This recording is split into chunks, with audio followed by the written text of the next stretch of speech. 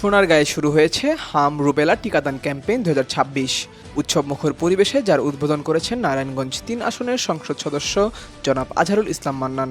সোমবার সকালে মেঘনা শিল্পনগরী এলাকার প্রতাপের চর কমিউনিটিতে এই কর্মসূচির আনুষ্ঠানিক উদ্বোধন করা হয়। প্রধান অতিথির বক্তব্যে মাননীয় সংসদ সদস্য বলেন, টিকাদান নিশ্চিত করলেই গড়ে উঠবে একটি সুস্থ প্রজন্ম। আমাদের সন্তানদের মারাত্মক রোগ থেকে সুরক্ষা দিতে এর কোনো বিকল্প নেই। তিনি আরও জানান, হাম রুবেলা সহ প্রতিটি টিকা শিশুদের জীবন রক্ষায় গুরুত্বপূর্ণ ভূমিকা রাখে, তাই কোনো শিশুই যেন এই কর্মসূচির বাইরে না থাকে সেই আহ্বান জানান তিনি অভিভাবকদের প্রতিও।